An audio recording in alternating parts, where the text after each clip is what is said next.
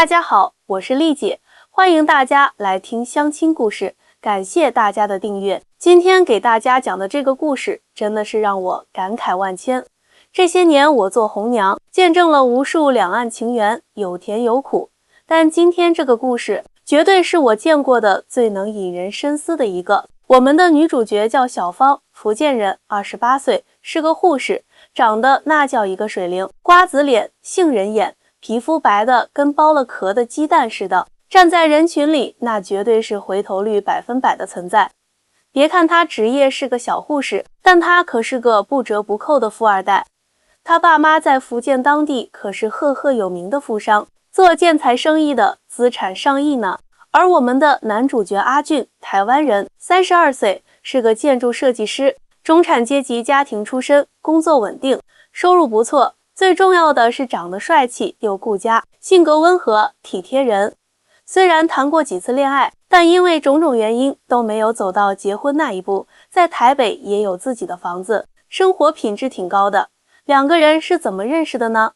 这可真是缘分啊！2年前，小芳跟闺蜜去厦门玩，恰好阿俊因为工作也在厦门出差。那天晚上，小芳和闺蜜去酒吧喝酒，阿俊正好也在那里和同事应酬。机缘巧合下，两人在吧台前碰了面。小芳不小心把酒洒在了阿俊的衬衫上。本来嘛，这种情况下，一般人可能就道个歉完事了。但阿俊不仅没生气，反而特别绅士地安慰小芳别紧张。后来两人聊了起来，一拍即合，从建筑聊到音乐，从美食聊到旅行，感觉特别投缘。当晚两人就加了微信，之后一发不可收拾的开始了线上交流，隔三差五的视频，没事儿就发消息问候。慢慢的，两颗心越靠越近。2个月后，阿俊专程飞到福建见小芳，正式表白了。这速度，我的老天爷，真是让人羡慕嫉妒恨啊！但是问题这时候就来了，当小芳告诉父母她交了个台湾男朋友时，她爸妈差点没气晕过去。什么？台湾男人那边不是很穷吗？你一个富家千金跑去受罪啊？小芳妈妈一脸嫌弃地说。小芳爸爸更直接，我看那小子就是冲着咱家的钱来的。这年头骗财骗色的多了去了，你那点防人之心都没有啊！哎呀妈呀，这话说的好像台湾人都是来骗大陆姑娘似的。小芳心里很不是滋味，但她没有顶嘴，只是默默的在心里为阿俊抱不平。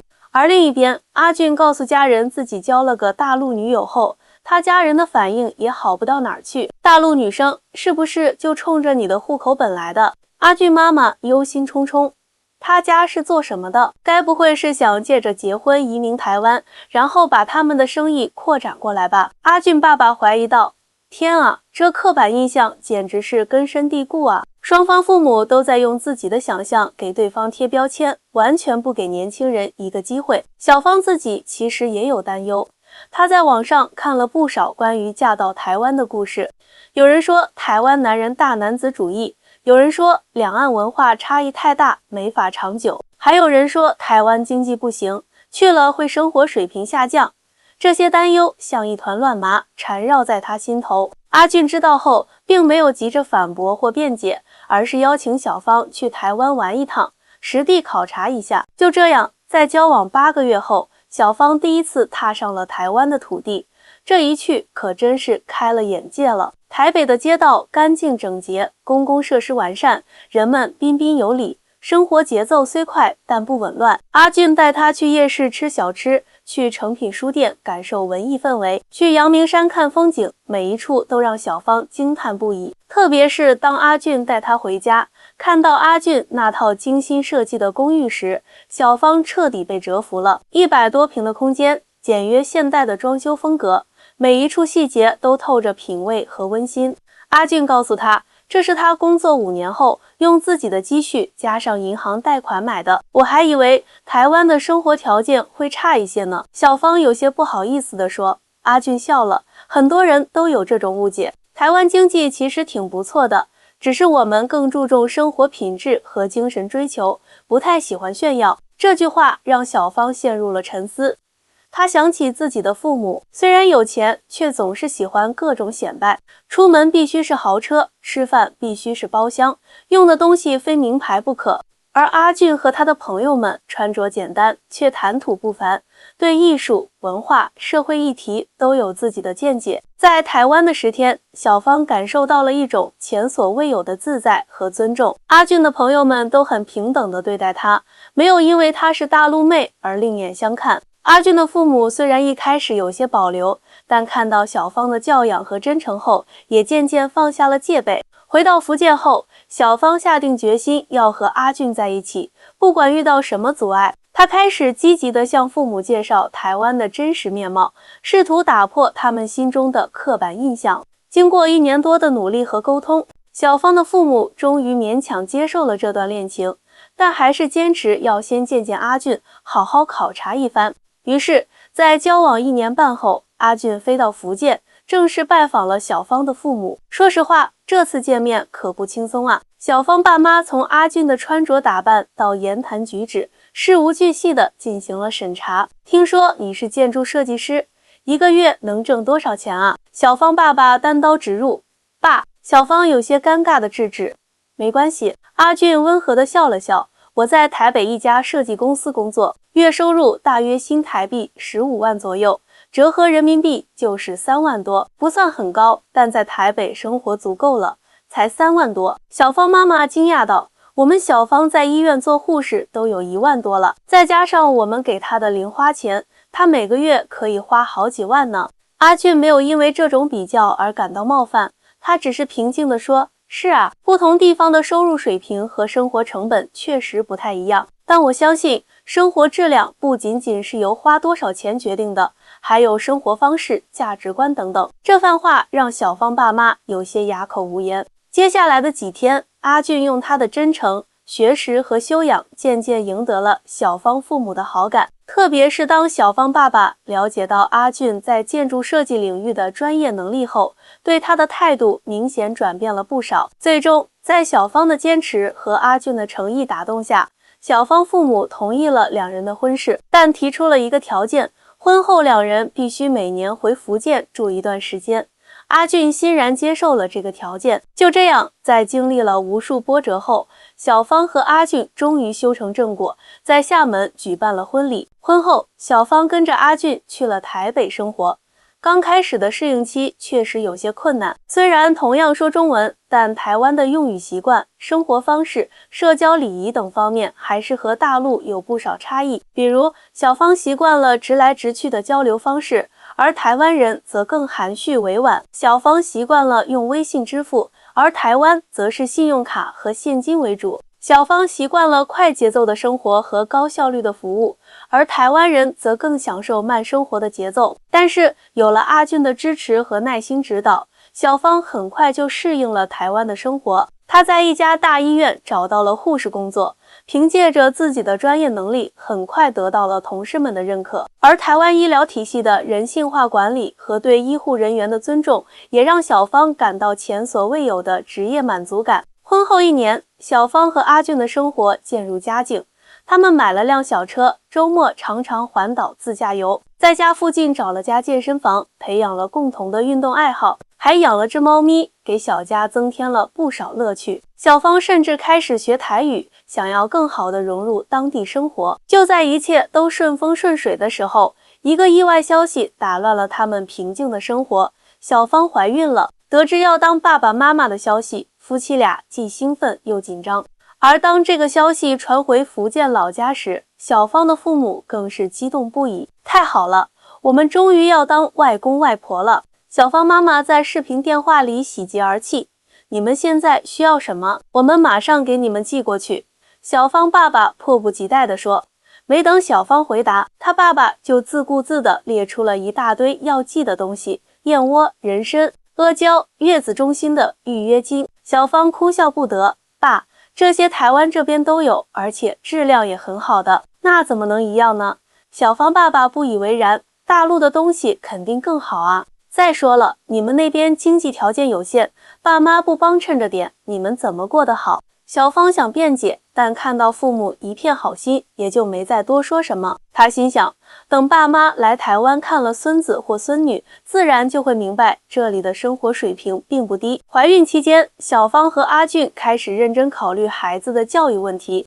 在台湾，教育资源分配相对平均，即使是普通公立学校，教育质量也很有保障。而且，台湾的教育理念更注重培养孩子的独立思考能力和社会责任感，而不仅仅是应试教育。这一点让小芳很是向往。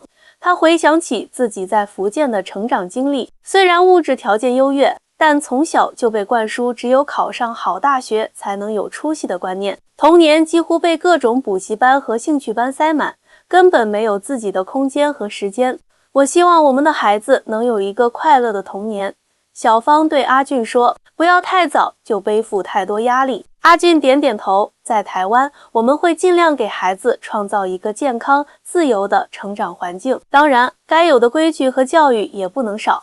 就这样，在夫妻俩的期待中，小芳顺利生下了一个健康的男孩，取名叫元宝，寓意着连接两岸的珍贵纽带。得知外孙出生的消息，小芳的父母激动地宣布要立刻飞来台湾看望，这可是他们第一次来台湾啊！之前因为各种原因，他们一直没来参加女儿的婚礼。现在为了看外孙，终于下定决心踏上这片他们曾经有诸多偏见的土地。爸妈，你们来的话可以住我们家。小芳在电话里说，虽然不大，但有客房，住得下。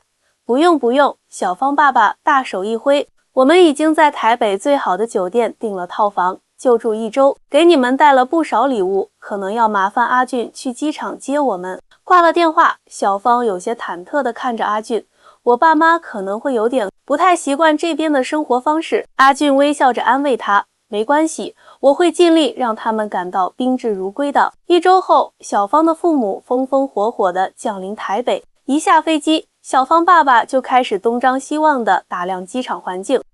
机场倒是挺干净的，他评价道，就是小了点儿。阿俊礼貌地接过岳父母的行李，发现除了2个大箱子外，还有好几个包装精美的礼品盒。这是我们给元宝准备的礼物。小芳妈妈得意地说，全是大陆最好的婴儿用品，台湾这边肯定买不到。一路上，小芳爸爸不停地和出租车司机攀谈，询问台湾的工资水平、房价、物价等敏感话题。听到答案后，还不时发出啧啧的感叹，仿佛在确认自己的优越感。到了酒店，放下行李后，岳父母坚持要去小芳家看看。一进门，小芳爸爸就开始检查起女儿的住所。这房子多大？他问。120平左右，阿俊回答。在台北应该不便宜吧？当时买的时候是1700万新台币，折合人民币大概400万左右。小芳爸爸一脸震惊，这么贵？我们福建的房子都比这便宜多了，而且面积还大。阿俊耐心解释，台北寸土寸金，但我们的位置很好，交通便利，周边配套设施齐全。接下来，当小芳妈妈看到厨房里的各种厨具和食材时，又是一番评头论足。你们这冰箱怎么这么小啊？家里来客人都不够放吧？妈，我们平时喜欢现买现吃的新鲜食材，不太囤货。小芳解释道。那怎么行呢？有备无患嘛。看来我得教教你怎么管理家务了。晚上，阿俊精心准备了一桌台湾特色菜肴，希望能让岳父母感受到台湾美食的魅力。然而，小芳爸爸尝了几口后，却皱起了眉头，味道太淡了。他评价道，还是我们福建菜有味道。明天我请你们去酒店吃饭，那里有来自大陆的厨师做的菜才够味儿。阿俊和小芳相视一笑，没有反驳。他们知道改变长辈的固有观念需要时间和耐心。第二天，阿俊请了假，打算带岳父母去台北市区逛逛。他精心设计了路线，包括参观故宫博物院、中正纪念堂、诚品书店等台北标志性景点。然而，一上车，小芳爸爸就提出了自己的行程安排。听说台北有个摩天大楼叫台北101，我要去那里看看。还有，我朋友说台湾有个地方叫垦丁，风景很美，我们也去那里转转。阿俊不得不耐心解释，伯父垦丁在台湾南部，离台北有好几百公里，开车至少要5-6个小时。如果你有兴趣，我们可以改天专门安排一次南台湾之旅。小芳爸爸有些不高兴。那好吧，听你的安排。不过我可告诉你，我们去年去的欧洲10日国游，比台湾这点地方大多了，照样10天就玩遍了。这种略带优越感的比较让小芳感到些许尴尬，但阿俊只是笑笑，没有多说什么。一家人首先来到了台北101大楼。虽然小芳爸爸嘴上说着没什么特别的，但站在观景台上俯瞰整个台北市区时，他的眼神还是透露出了惊叹。不得不说，台北的城市规划确实挺好的。他评价道，街道整齐，绿化也不错。接着他们去了故宫博物院。当讲解员介绍到故宫收藏的珍贵文物时，小芳爸爸终于被震撼到了。这么多国宝级文物都在这里啊！他惊讶地问。是的，阿俊解释道，当年国民政府撤退来台时，带来了大量珍贵文物，现在成了两岸共同的文化遗产。参观完故宫后，阿俊带他们去了一家知名的台湾本土设计品牌的旗舰店，店内的产品设计简约而精致，融合了传统东方元素和现代审美，价格也不菲。小芳妈妈拿起一个茶具套装，看了看价格标签后，惊呼：这么简单的东西要卖这么贵？店员礼貌地解释，这套茶具是由台湾著名陶艺家手工制作的，釉色是特殊配方，每一件都是独一无二的艺术品。小芳妈妈将信将疑，但当她看到不少顾客正在选购这些看似简单却价格不菲的商品时，她的表情变得有些复杂。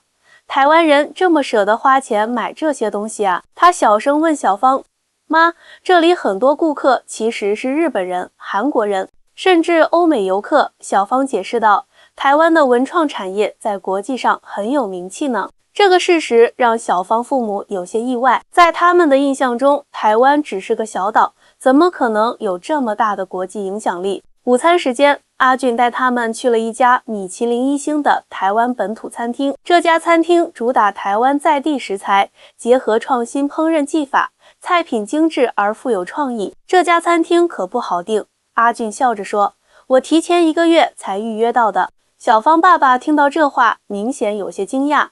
台湾也有米其林餐厅啊？当然，阿俊回答，台北现在有不少星级餐厅，美食文化是台湾很重要的软实力之一。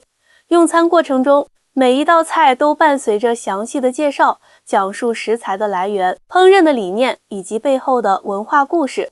这种对美食的尊重和热爱，让小芳父母逐渐放下了先入为主的偏见，开始真正品味台湾料理的独特魅力。说实话，小芳爸爸品尝完最后一道甜点后坦言，这顿饭比我想象的要好得多。看来台湾的饮食文化确实有其独到之处。阿俊谦虚地说，台湾的饮食融合了闽南、客家和日本等多种文化的精髓，虽然不像福建菜那样味道浓郁，但更注重食材本身的鲜美和健康理念。下午，他们去了诚品书店信义店，宽敞明亮的空间、琳琅满目的书籍以及安静阅读的人群，构成了一幅文化气息浓厚的画面。小芳爸爸在书店里转了一圈，看到许多人席地而坐，捧着书安静阅读，不由得感叹，这种氛围真好。大陆的商场里很少有这么大规模的书店了。